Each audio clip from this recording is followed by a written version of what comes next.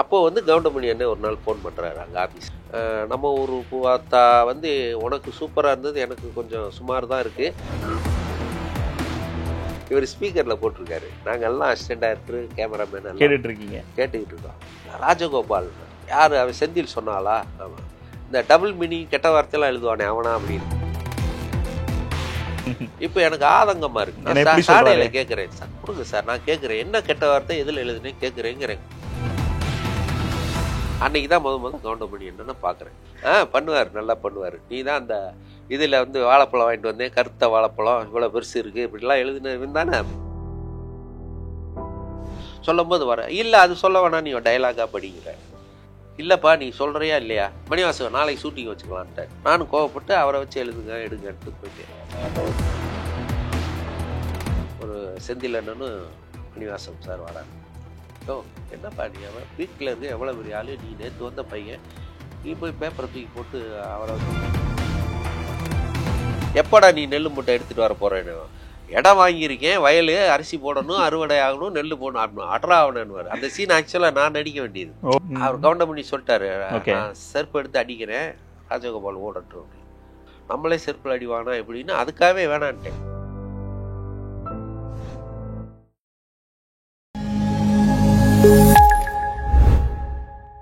நாதஸ் நேயர்களுக்கு திருவேங்கடத்தின் அன்பு வணக்கம்.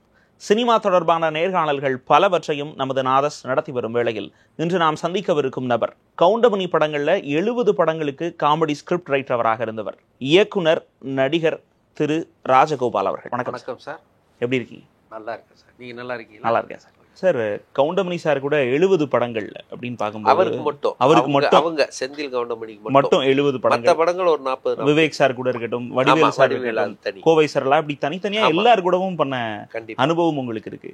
முதல்ல கவுண்டமணி சாரை எந்த படத்துல மீட் பண்றீங்க, அதுக்கப்புறம் எப்படி உங்களுக்கும் அவருக்கு ஒரு வேவ் லென்த் செட் ஆகுது? சண்டேல தான் செட் ஆச்சு. அதுவும் நான் சொல்லியிருக்கேன் பேட்டியில. அதாவது இங்கே மணிவாசகம் சார்கிட்ட போய் சேர்றேன். மணிவாசகம் சார்கிட்ட வந்து வைதேகி கல்யாணம் அவருக்கு 2வது படம். முதல் படம் நம்ம ஊர் பூவாத்தா, அது லிபர்ட்டியில் நல்லா ஓடிக்கிட்டு இருக்கு. அந்த டைமில் செந்தில் சார் வந்து என்னைய அங்கே அனுப்புகிறார். அவர் கேட்டிருக்காரு காமெடி தெரிஞ்ச ஒரு அசோசியேட் வேணும்னு. செந்தில் சார் உங்களை அனுப்புகிறார்? ஆமாம், செந்தில் அண்ணன் தான் எனக்கு சினிமாவுக்குள்ளே முத நண்பர். ஓ, அது சினிமா அல்லாமல் ஒரு ஆடியோ மட்டும் பண்ணுவேன் அவருக்காக. அவருக்கு ஒரு குரூப் இருந்தாங்க, ஒரு மியூசிக் குரூப் இருந்தாங்க. அவங்க வந்து அவர் ஆடியோ மட்டும் பண்ண சொல்லி, நீங்கள் இந்த திண்டிவனம் விழுப்புரம்லாம் போய் பஸ்ஸு நின்றுச்சுன்னா பார்த்தீங்கன்னா அங்கே போடுவான், என்னடா கொட்டமுத்து என்ன பண்ணுற, வாங்கண்ணே என்ன வாங்கிட்டு வரீங்க அப்படின்னு வசனம் மாதிரி வெறும் ஆடியோ மட்டும். அதுக்கு வந்து கொண்டையம்பட்டி கோபால்னு நான் ஒன்று முதல் எழுதுகிறேன். அதுதான் செந்தில் அண்ணனுக்கு எனக்கு அறிமுகம். அதில் எழுதுனோன்னா அது நல்லா ரீச் ஆச்சு, பட்டி தொட்டியெல்லாம் பயங்கர ரீச் ஆச்சு. அதுலேருந்து செந்தில் அண்ணன் என்னைய கூட வச்சு அவரோட ரைட்டர் மாதிரி கூட வச்சுக்கிட்டாரு. சில படங்கள் அவர் பண்ண படம், அவர் மட்டும் கவுண்டமணி அண்ணன் இல்லாமல் அவர் மட்டும் பண்ண படங்கள் அதில் ஒர்க் பண்ணேன். அவர் நல்ல சம்பளம் வாங்கி தருவார். அப்படி இருக்கும்போது தான் எஸ்எஸ் அண்ணன் பழக்கம் ஏற்பட்டது. அது ஒரு 2 படம் பண்ணேன். செந்தில் அண்ணன், எஸ்எஸ் 2 பேரும்.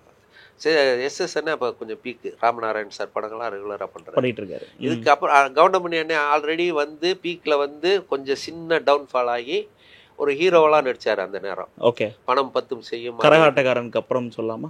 இல்லை, அதுக்கு முன்னர். ஆமாம், அந்த 87 88 அந்த காலம். 88க்கு அப்புறம் தான் எனக்கு அவர் அறிமுகமாகிறார். அந்த மணிவாசகம் சார்ட்ட நான் 92ல் ஜாயின் பண்ணுறேன். அப்போ தான் மறுபடியும் பீக்கில் வந்துட்டார் கவுண்டமணி அண்ணே. கரகாட்டக்காரர்லேருந்து பிடிச்சா டெய்லி சம்பளங்கிற மாதிரி பேசி பீக்கில் இருக்காரு. ஆனால் எனக்கு பழக்கம் கிடையாது. மணிவாசகம் சார்ட்ட நான் செந்தில் அண்ணன் மூலமாக ஜாயின் பண்ணோன்னே டிஸ்கஷனில் பேசுகிறோன்னே அவர் அசோசியேட்டாக தான் சேர்த்துக்கிறாரு மணிவாசகம். அவரு நல்ல காமெடி நாலேஜ் அவர் மணிவாசகம் சார். ஏன்னா அது அவர் பண்ண படம் நம்ம ஊர் போத்தா நல்லா ஓடிட்டு இருக்கு. அப்போ அவருக்கு நான் சிங் ஆகும்போது நல்ல ஜெல் ஆயிடுச்சு. அவர் ஒன்று சொல்ல, நான் ஒன்று சொல்ல, அவர் ஒன்று சொல்ல, காமெடி அப்படி பிக்க. இப்போ அவர் என்ன சொன்னார், ஒரு பெரிய மனசு, அவரே போட்டுக்கலாம் டைட்டில், ராஜகோபால் இதில் காமெடி ட்ராக்கும் நீயே எழுதுப்பா, அவனுக்கு பேர் போடுறேங்கிறார். முதல் படம் தான், நம்ம அறிமுகமாகி ஒரு 10-15 நாள் தான் இருக்கும். அது எனக்கு பெரிய இதாக இருந்தது. சரி சார் அப்படின்னு சொல்லிட்டு அப்புறம் நல்லா பேசி அதில் வந்து இந்த வாழை மட்டை காமெடி இருக்கும். அது வந்து நல்லா பேசப்பட்டது. இந்த அந்த பத்தினி காமெடி இந்த பத்தினியா இருந்தா அந்த பத்தினி வாழைப்பட்டை பற்ற எரியும். வச்சா வாழைமட்டை பற்றிக்கிறோம். அது மணிவாசன் சாருக்கு ரொம்ப பிடிச்சி அதை ஆஃபீஸில் உட்காந்து எழுத சொல்லிட்டாரு. மேக்ஸிமம் அந்த படத்தில் டைலாக் நான் எழுதினேன். ஆனால் காமெடி ட்ராக் போட்டுக்கிறேன், அசோசியேட் போட்டுக்கிறேன்னாரு. ஓகே சார் அப்படின்னு. அப்போது வந்து கவுண்டமணி அண்ணே ஒரு நாள் ஃபோன் பண்ணுறாரு அங்கே ஆஃபீஸுக்கு. என்ன மணிவாசம், ஷூட்டிங் அடுத்த வாரம் போயிடலாம்ல? இவர் டேட்டு வாங்கிட்டாரு. அடுத்த வாரம் போயிடலாம்ல, அது இதுன்னு பேசிட்டு, என்ன காமெடிலாம் எப்படி பண்ணியிருக்க? நம்ம ஊர் பூவாத்தா வந்து உனக்கு சூப்பராக இருந்தது, எனக்கு கொஞ்சம் சுமார் தான் இருக்குது, அதை விட பெட்டராக இருக்கணும் மணிவாசம், கொஞ்சம் நல்ல ஆளுகளை சேர்த்துக்காருனாரு. அண்ணே சேர்த்தாச்சுண்ணே, செந்தில் சொல்லி சேர்த்தாச்சு, ராஜகோபால்னு பேர், சூப்பராக பண்ணியிருக்காரு அப்படின்னா. என்னென்னா பேர் மறுபடியும் சொல்லு அப்படிங்கிறாரு. இவர் ஸ்பீக்கரில் போட்டிருக்காரு. நாங்கள் எல்லாம் அசிஸ்டன்ட் டைரக்டர், கேமராமேன் எல்லாம் கேட்டுக்கிட்டு இருக்கோம். ராஜகோபால்னு யார்? அவன் செந்தில் சொன்னாலா? ஆமாம். இந்த டபுள் மீனிங் கெட்ட வார்த்தையெல்லாம் எழுதுவானே அவனா அப்படின்னா.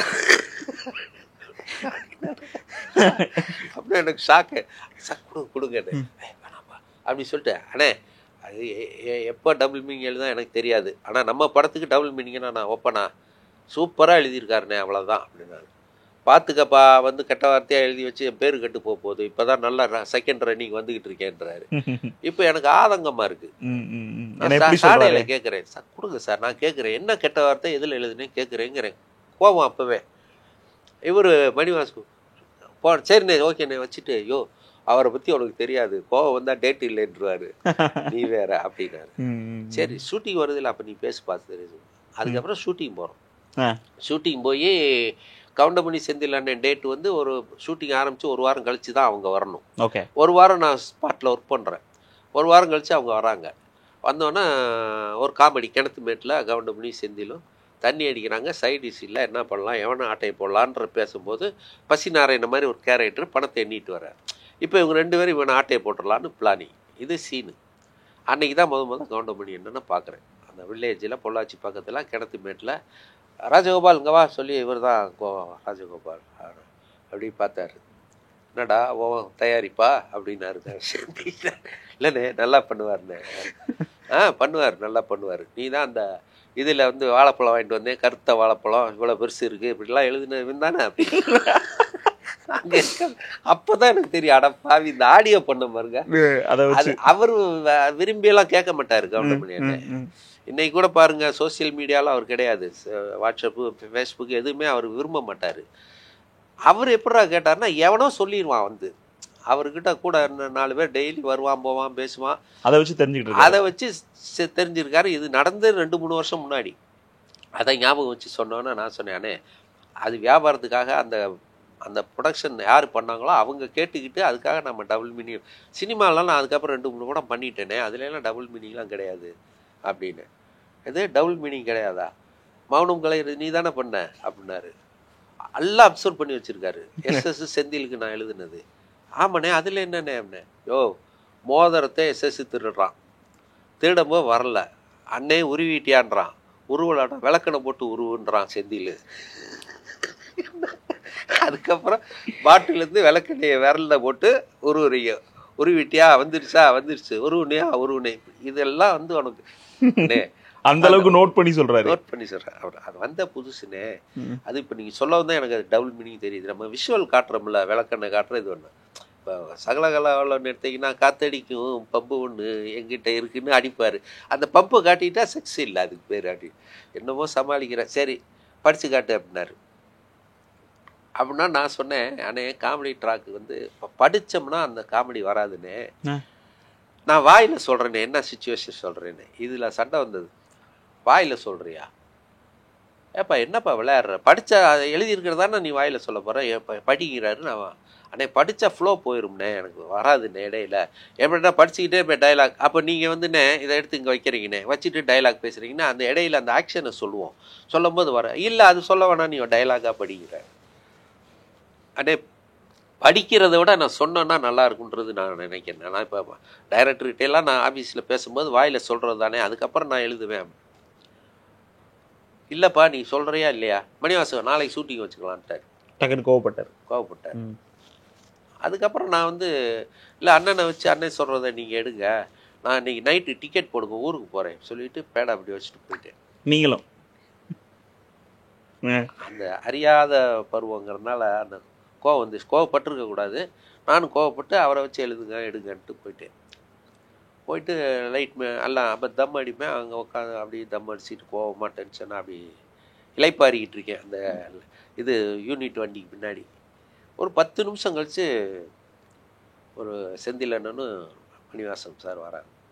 ஓ என்னப்பா நீ பீக்கில் இருக்க எவ்வளோ பெரிய ஆள், நீ நேற்று வந்த பையன், நீ போய் பேப்பரை தூக்கி போட்டு அவரை வச்சு பண்ணுங்கன்ட்டு போகிற. அவர் கோவிக்கலாம்ப்பா, அவருக்கு அந்த அளவுக்கு ரேஞ்சு, நீ அப்படி இல்லை அப்படி இப்படி சொல்லி இது வேணாம். சரி என்ன பண்ணணுங்க, நீ வாப்பா வந்து அவர் கூப்பிட்டு வர சொல்லிட்டார் வா அப்படின்னு சொல்லி காம்ப்ரமைஸ் பண்ணி கூப்பிட்டு வாப்பா.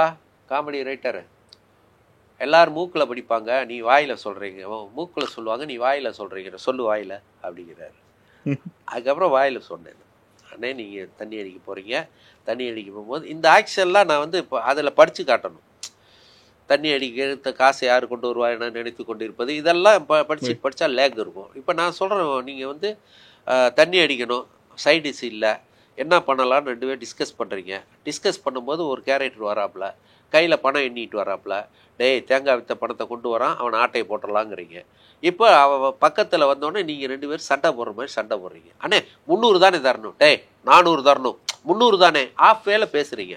இப்போ அந்த கேரக்டர் வர்றாரு, பசி நாராயணா அந்த கேரக்டர் வர்றாரு.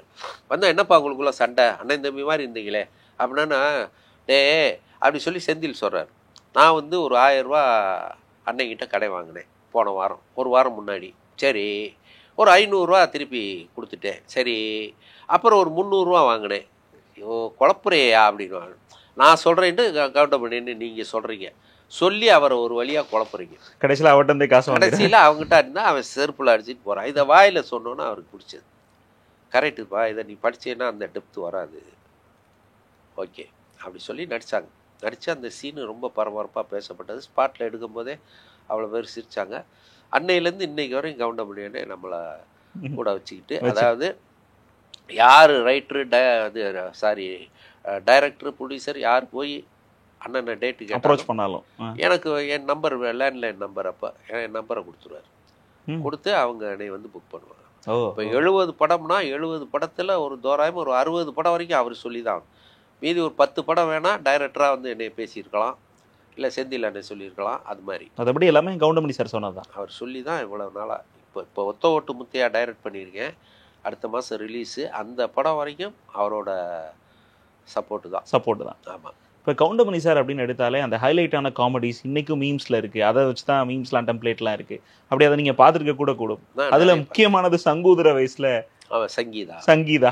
அந்த கவுண்டமணி சார்னே நமக்கு ஞாபகம் வருது, அந்த ஹைலைட்டான காமெடியாக தான் இருக்கு. அது பின்னாலாம் நீங்க தான் இருந்திருக்கீங்க. அதெல்லாம் எப்படி சார் பிறந்தது? ஏன்னா ஒரு டிஸ்கஷன்ல இருக்கோம், எது ஒர்க் அவுட் ஆகும் ஆகாதுன்னு தெரியாது. ஆனா உங்களுக்கு எழுதும் போதே தெரிஞ்சா இது பாப்புலர் ஆகும். ஆமா கண்டிப்பா. ஏன்னா அவரோட ஸ்டைலு, அவரோட மாடுலேஷன் மைண்ட்ல செட் பண்ணிட்டேன். கவுண்டமணி சார்னா இப்படிதான் பேசுவார் அப்படின்னு. அப்படிங்கும்போது இந்த கேரக்டரை இவர் பேசுனா நல்லா இருக்கும் அப்படிங்கும்போது அந்த கதையிலையும் வரும். இப்போ நாங்கள் மணிவாசன் சார் படம்னா ஒரு 12 படம் ஒர்க் பண்ணியிருக்கோம். 12 படத்துலேயும் நான் அசோசியேட்டுங்கிறனால கூடவே தானே இருக்கிறேன். அப்படியே அந்த கதை A to Z என்னங்கிறது நமக்கு தெரியும்.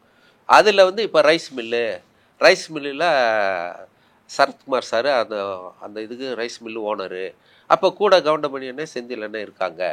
அப்படிங்கும்போது இங்கே என்ன பண்ணலாம் அப்படிங்கும்போது நெல் ஓம் பேர் என்ன ஆள் செலக்ட் பண்ணுறது நெல் அல்றதுக்கு. அப்படிங்கும்போது அப்படி வரிசையாக வராங்க. ஓம் பேர் என்னங்கும்போது சங்கீதானம், வயசில் சங்கீதான் அந்த மாதிரி வரும். அது மாதிரி அந்த பேட்டர்ன்லேயே நிறைய படம் பண்ணியிருப்பேன். மணிவாசன் சார் படத்துலேயே அந்த கருப்பு சுப்பையா நடிச்சிருப்பார். ஒரு மூட்டை நெல் அரைச்சா எவ்வளோ வரும், ஒரு 2 நெல் அரைச்சா எவ்வளோன்னா 2 அரிசி வரும், 4 நெல் அரைச்சா 4 அரிசி வரும், 1 மூட்டை அரைச்சா அரை மூட்டை. அது எப்படி என்னையுமே ஏமாத்துறேன். என்னடா சொல்கிறேன்னு கவுண்டம்.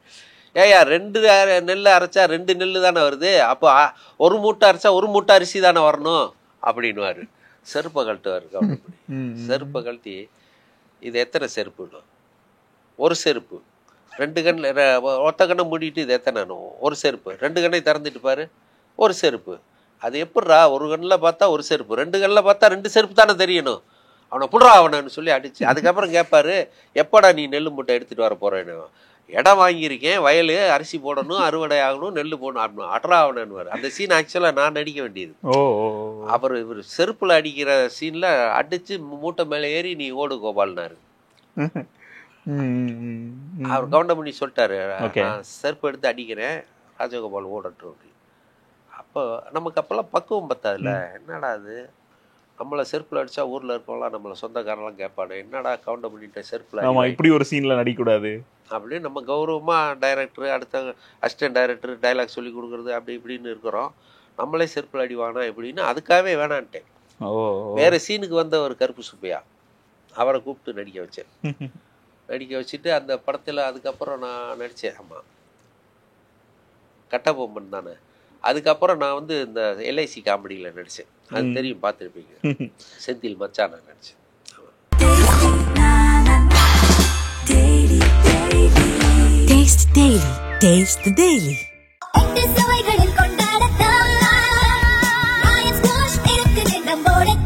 லயன் ஸ்குவாஷ் அசல் பழங்களிலிருந்து தயாரிக்கப்பட்ட ரியல் ஸ்குவாஷ்.